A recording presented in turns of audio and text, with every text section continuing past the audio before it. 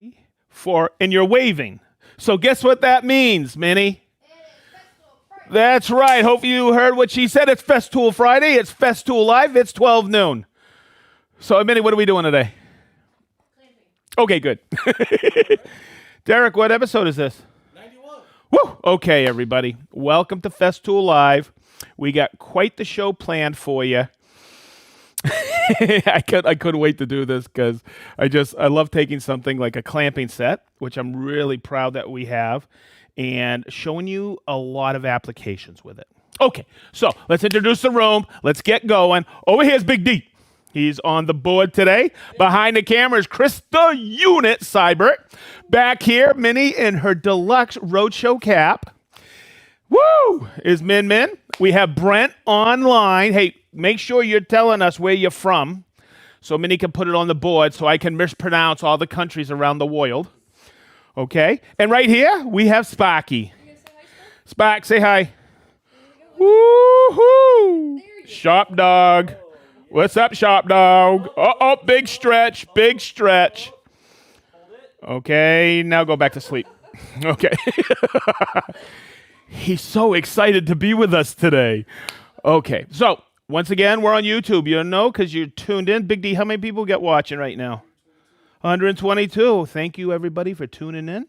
You know this is going to live forever on YouTube after we're finished, but also on Instagram and also on Facebook. Once again, back to YouTube. We have Festool Live. We have Festool Shop Talk. We have the Build with Brent series. We're constantly adding to it, including now Inside Festool. Is that what we call it?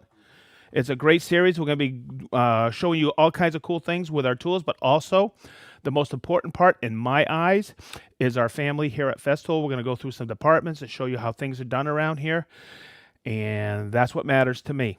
Okay, so everybody, welcome. This is episode 91. So how many more we got to syndication? 9 more to syndication. Where are we going to syndicate this? Whoever wants to pick it up, right? Okay, hey, Minnie, did you sign your contract yet for syndication? You need to, okay. Good, good. Sparky's part of that, too. All right. I have to do this. I want to dedicate this episode to a really good friend of mine. It's my son. He's in the hospital right now. He's in recovery, and this one is for you, Frankie. I love you. Okay, let's do this. I wonder if he's watching. This is the clamping set. Any questions? Okay, Minnie, where's everybody from? I told the guys I was going to do that in the beginning. Okay, so before we get into this clamping set, let's go back a couple of years. Chris, come on over here. And this is something that I can't live with. This is live without. This is one of our original clamping sets. It came with 4 of these dogs. I'll go over that. It came with the low profile stops. It came with the clamping elements, and it came with 2 of the ratcheting clamps. Now, as I go through this today, I'm going to go through a lot of basic clamping and show you how the clamps work in the Festool system. Okay, and I've seen people fumble and bumble with the clamps over the years, and you don't need to. Now, what comes in this one is no clamping elements. Okay, it comes with 2 of the low profile stops. I'll show you how to use these with these adjustable dogs to fit in the 20 millimeter holes. It comes 4 dogs like this. Okay, we got 4 of those. I'm going to take a few of those out so we can use them. I got some spaced around. I got 2 of the ratcheting clamps, but also it comes with 2 of the new lever clamps, okay? And I'm going to cover those probably last. I'm just going to take this and move it right over here, set this aside, because I started messing with these a few months ago, and boy, I got some for the house. I got a clamping set myself. Okay, where do I start? Let's go right to the ratcheting clamps. I'm going to grab a couple. Now, there's a difference between the ratcheting clamps and these clamps. These are our screw clamps. When you're using these, I always like to teach people how to use these because I used to fumble and bumble with these early on. They work like this. There's a little profile here, and I'll show you other places that this fits in the Festool system. Okay, but when you take this, okay, you're going to see a little play back here. Now, I've covered this in basic clamping. There was a Festool Live way back when, I think in 2020, but you see that? There's a little bit of play. What you want to do is pull that L up from behind and actually hold that back there. So that engages the bar right here, and that locks just like this. Okay, same thing with the screw clamp. It has that little L-shaped, and as you put it down, it locks just like this. Okay, you get 2 of these in the clamping set. These are sold separately. They come in a what? 2-pack. 2-pack, all right. But also available are these. These are your deep reach clamps. And this works great just like this. Say you're working on a drawer box like this and you need that extra clamping. You can actually, just like this, once again, engage the bar. And it's perfect. So you have that ability to use the deep reach clamp. It also makes perfect a what? A little back scratcher too. Absolutely perfect. Okay, so there you go. Those are just a couple of the clamps. Now, I want to take it another step further. Well, a couple more steps further. On the MFT, you have, and I've seen people struggle all these years, clamping things vertically, just like this. Watch. And you get this piece in here, and you're trying to get it up and you fumble and bumble, right? And then when you finally get it locked in, it wants to push down on you. Well, make it easy. Grab a sustainer like this or anything and make yourself a dead man. Look how nice that works, just like this. And now you have that support downwards if you need to saw this. So there's another tip in clamping vertical. Okay, so this profile, I think you know where this works. Okay, it works right here in this channel. Look. See that? On the FS guide rail. You can do a couple of things here. You could take it like this and just lock it to the material. But what I like to do sometimes is just take it and lock it right to the MFT like that. So that way there, it's completely locked down. Now, I'm going to sit over here. I want to show you something else. You're going to notice sometimes, and you've probably done this, when you've locked the material to your MFT table and you go and you start cutting with your track saw, what gets in the way? The motor or the batteries, okay? That profile that's on here, you see how it's designed right here? Look at this. It's thinner, okay, than the FS guide rail rib right here. So if I take that and just slide it up underneath like this, let me see if I can find the hole. Wow, that's a little weird. Okay, look, come up here, Chris. See how that just locks in like that?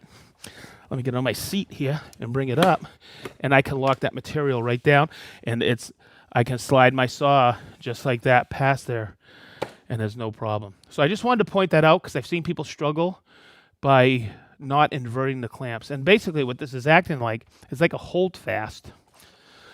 Woo! Okay.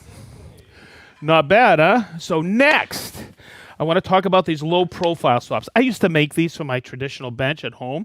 We call them planing stops. We call these low profile stops. They got the adjustable dogs like this. They're 20 millimeter, and they go in here like this. They slide in. You can slide them back and forth. You can make yourself a right angle jig just like this. All right, pretty simple. But think about it. And I got a vernier caliper here. If we come in and we measure this, the thickness of this, and say you're working with 1/2-inch material, okay, or 12 millimeter. These are the thickness of this profile stop is 6 millimeter. Okay, so I'll just leave that like that. So when I'm working with something like this, say I got to sand this, and I'm using a traditional clamping element stop. See how much higher that is on there? So if I'm sanding this, I'm going to take my sander and run it into this. In fact, I've actually sanded the top of this one. So you can do it a couple of ways. You can take these dogs that come with the system, and let's check the height of these, everybody. Okay, still in the way, because that's a 13 millimeter height. So the low profile, I can slide right in like that. And now think about it. If I was doing something in this orientation with this board, this would work perfect. But the problem is I'm going to be sanding with this, right? So I'm going to use part of the clamping element set. But herein lies the situation with this. If I take this and bring it up, now I can't sand this whole piece. I'm impeded by this. So what I like to teach people is I always have little pieces of material that's a little bit less than what I'm sanding. I bring it in like this, and I'll just take my clamping element like this. So now, if you notice, I can sand this whole piece unimpeded by clamps. So I hope that makes sense. These low profiles are super duper. In fact, I use them all the time here and at home. Let me get that piece. Oh, right here. So whether it's a dog, okay, I'm going to take this out of the mix. Whether it's a dog like this, I could take a hand plane and run it like this. Okay, in fact, let me get a hand plane. Watch. And I can just take it like this and just take it like this. Okay, nice and smooth. That's what a dog does. It impedes the forward motion of the piece you're working. Low profile, I'm working on something thin, but I like just setting these up to use a hand plane just like this. Now, I'm doing twofold today because somebody reached out to me this week and said, I'm having a problem with my MFT. It rocks too much. Look. And you're going to notice this one doesn't rock a lot. Okay, so this one's for you, Blake. Chris, come down here and look. I set this up with the cross members this week. Okay, because what that does is that makes sure that this is really rigid. And I know Blake was using his hand plane and he wanted to know if that would work well, and it does. So I just want to show you if I needed to, you know how this is tall, if I needed to and I felt a little bit better, I could actually take this and lock it in like this with my clamping element to secure it in. It all works. So that's what the dogs are for.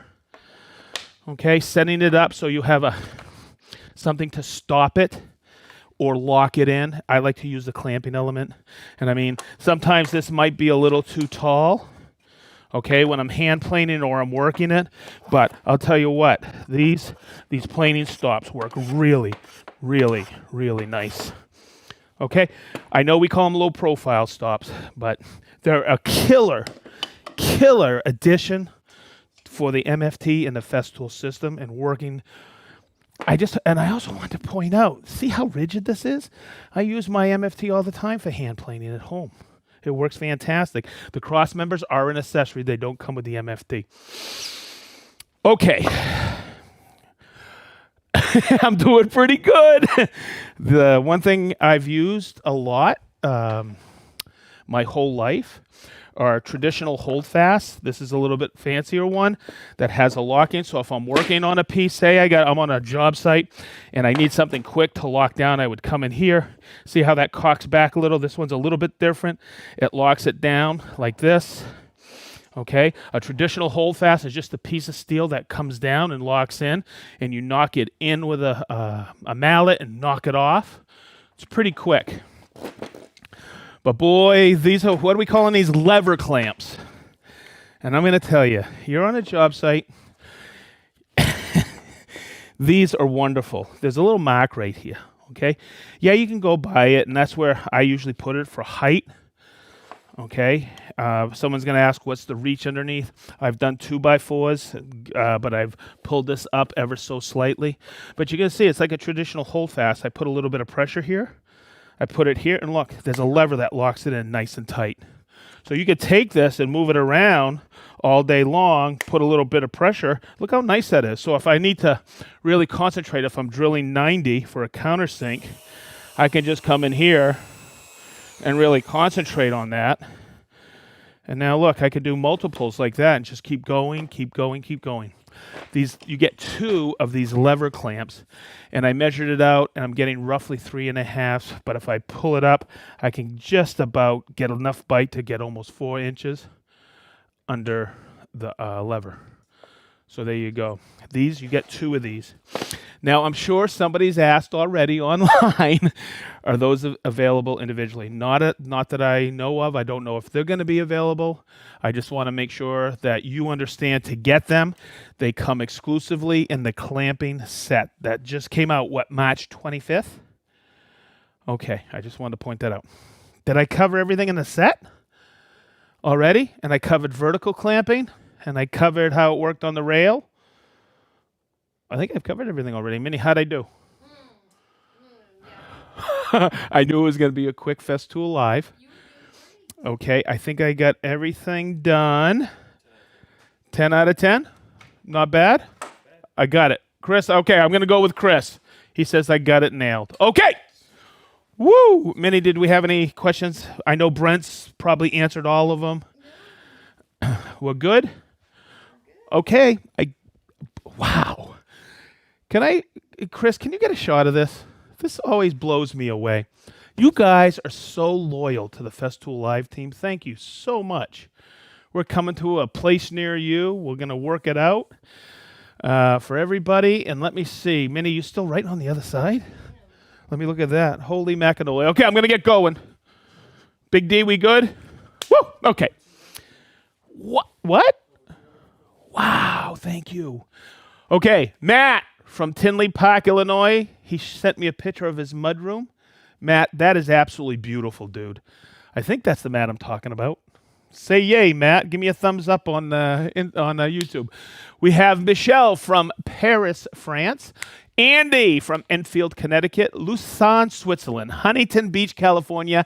Mike M. from Austin, Texas. Mike, thanks for reaching out to me this week. Yolarvi, Finland. Dale from Swaddle, Lincote, England. I want to go there. I just like saying it. Hey, Blake from Novato. Hopefully that helped you today, Blake. Sinaloa, Mexico. Minnie, did I pronounce it right? Yeah. Best as I could. Jim from Pensacola, Florida. Norman from Los Angeles, the Netherlands. Jason from Fenton, Michigan. Neil Jones from Wheatfield, Indiana. How you doing, Neil? Joe from Waseca. Mike from Perth, Australia. What time is it in Perth? Big D, do the math. What time is it in Perth? It is. Is it tomorrow or is it yesterday? It's tomorrow. Hey, Mike from Perth. Thank you for tuning in. Patton from Pennsylvania.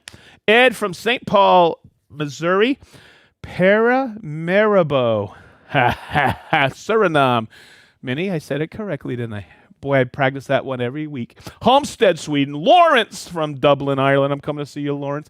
Des from Harrogate, England. Kurt from Surrey, Wisconsin. Silvio from Romania. Bermuda. Huh? Well done. What? The pronunciation. Really? Okay, thank you. Mostly reading my handwriting. Bermuda. Nassau, Bahamas. Tickfaw, Louisiana. Alton from Hampshire, England. How you doing, Alton? Dave and Kim from Rio Rancho, New Mexico. Eden, New York. Soren, Denmark. George from Naples, Imlay City, Michigan. Hopefully I'm pronouncing that. Whoop, the Woodsman from Portland, Oregon. We're going to be out there next month, 2 months, June, right? We'll be in Portland. Joe from Akron, Warren from Batavia, Ohio, Roger from Bowling Green, Kentucky, Puyallup, Washington. I love that. Ted from Pinehurst, Anthony from Staten Island, New York, Boston, Massachusetts, Larry from Sun City, Arizona, Paul from Reading, Berkshire, UK. Woo! Toulouse, Denmark. Tom and Kelly, how the heck are you? Happy Festool Friday to you from Eatonton, Georgia. Springfield, Oregon. Malta, Gozo. Is it Gozo from Malta, Minnie? We'll have to ask Christopher. Hey, Christopher, ask Gozo from Malta. Doug from Zionsville. Russ, Hawaii from Chichester. Happy Festool Friday, my friend. Frances from Boucherville, Quebec. Denmark, Winchester, Virginia. Monty from Canton, Connecticut. How you doing, Monty? Such a cool name. Eris from Dublin, Ireland. Man, I'm going to be there last week of October. Bloomington, Indiana. Roll Wolvega from the Netherlands. How are you, Roll? Great. Hey, that was a great pick of all that domino you were doing this week. Thanks for sending that forward to me. Melbourne, Australia. James from Somerset, Kentucky. Jeff from Raymond, Maine. Wasaga Beach, Ontario. Dundee City, Scotland. Beole, Quebec. Jefferson City, Missouri. Wood Moose from Battle Creek, Michigan. Dan from Whitestone, New York. Yacolt, Washington. Toledo, Ohio. Leo from Holland. John from Vermont. Michael from Edmonton, Alberta. Johnny O from Atco, New Jersey. Jeff from Clarksburg, Maryland. Dirk from Dayton. You know who we haven't seen in a while? Delaware. Okay. Minnie, can you turn that without hitting Sparky? Guys, hang on. We got a whole nother board to read off because we don't want to miss anybody. If he hadn't been chasing so many snacks, I'm telling you, we're almost there, Min. We have Sully from Haverhill, Mass. Awesome, Sully. I think I met you.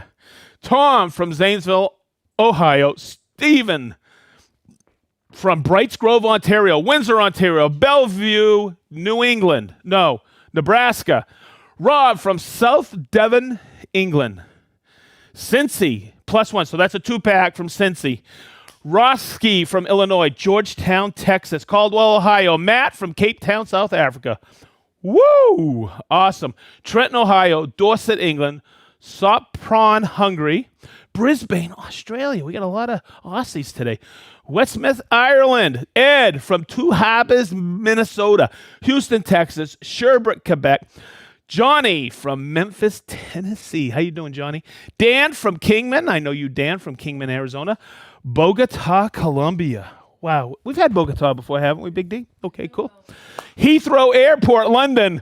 Someone's having a layover. Germany. Woohoo! Paul from Helena, Montana. Hawaii. Danny from Johannesburg, South Africa. Wallingford, is it Wallington? Wallingford or Wallingfort, Connecticut? Yep. Renero, Palmdale, California. Aka from Finland. Rockla. Oh, cool, from Minnesota. How you doing, Rockla from Minnesota? We have Jim from Glasgow, Scotland. Montreal. Oliver from the Marin French Alps. Iowa. Whoo, Iowa. Filippo from Festool, Italy. How are you? Long time no see. Venue, Malaysia. Limburg, Germany. Mark from Springfield, Virginia. He's at that Woodcraft. Memphis. Doug from Zionsville. Palmdale, California. Belgium. Germany. Toronto, Canada. Texas. Bellevue, Ontario. Lebanon, Indiana. Crossroadsville, Indiana. Judah and Sayla from Plainfield, Indiana. Chris from, where you live? Indy. Hey, everybody. Thank you so much. You know what? I did that in 5 minutes. I'm so proud. Wow, I'm whooped. Okay, everybody. I got nothing today. You did a good job. Okay, hey, everybody, happy Festool Friday. Well, I think we're expecting snow here in Indiana tomorrow. I can't believe it. Okay. It's just after midnight in Australia. Isn't that cool? Thanks, Big D. Oh, he's like my what is that guy on Jamie, little Jamie on young Jamie on Joe. Okay, hey everybody, thank you very much. Happy Festool Friday.